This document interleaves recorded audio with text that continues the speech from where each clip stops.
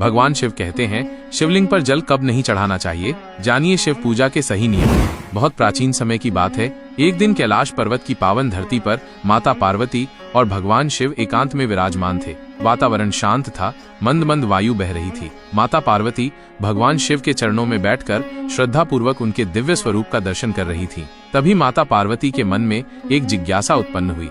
माता पार्वती ने भोलेनाथ से विनम्रता से पूछा, नाथ, आपके भक्त श्रद्धा पूर्वक आपकी पूजा करते हैं, जल अर्पित करते हैं, व्रत रखते हैं, लेकिन कई बार उन्हें मनचाहा फल प्राप्त नहीं होता।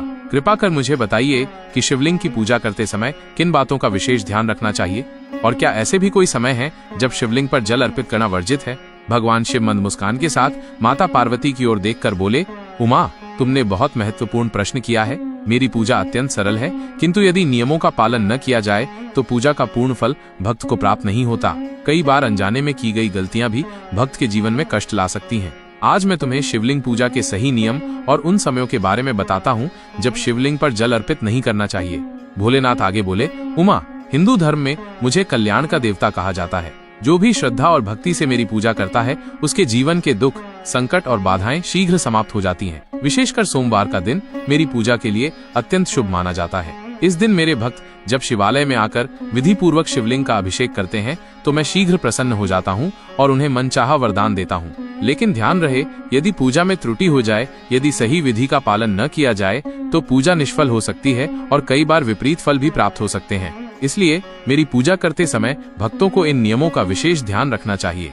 भगवान शिव माता पार्वती को समझाने लगे, दिशा का ध्यान रखें। शिवलिंग पर जल चढ़ाते समय भक्त को उत्तर या ईशान दिशा की ओर मुख करके जल अर्पित करना चाहिए। पूर्व दिशा की ओर मुख करके जल चढ़ाना वर्जित है। ये दिशा मेरे पीठ का प्रतीक मानी जाती है। उस दिशा से पूजा करने पर वह फल प्राप्त नहीं होता जो भक्त चाहता है। दाएं हाथ से जल अर्पित करें। शिवलिंग पर जल हमेशा दाहिने हाथ से अर्पित करना चाहिए। बाएं हाथ का प्रयोग वर्जित है, लेकिन यदि आवश्यक हो तो बायां हाथ दाहिने हाथ से स्पर्श में होना चाहिए, जिससे शुद्धता बनी रहे।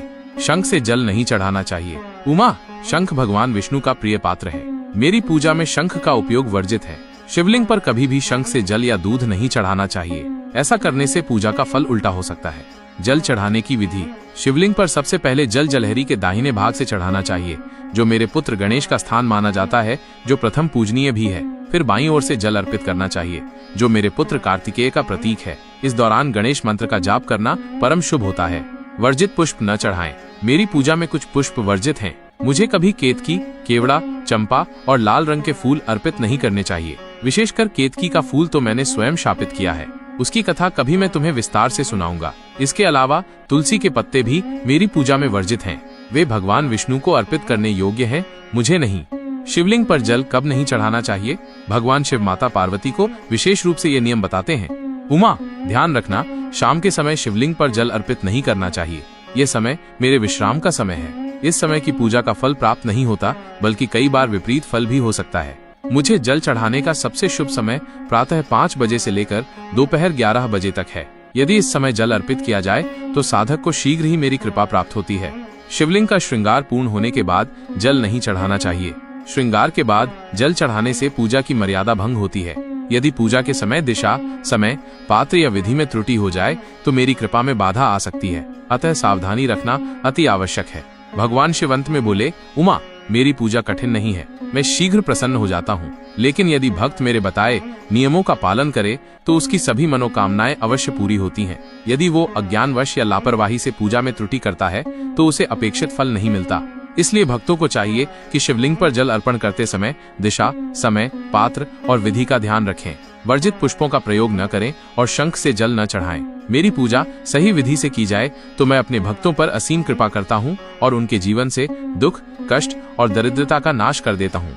माता पार्वती ने बड़े प्रेम से भगवान शिव के वचन सुने और हृदय में इस ज्ञान को धारण कर लिया। ये कथा आज भी हमें यही सिखाती है कि भक्ति जितनी सरल है उतनी ही आवश्यक है सही नियमों का पालन। तभी भगवान शिव की सच्ची कृपा प्राप्त होती है। हर हर महादेव। जय मां पार्वती।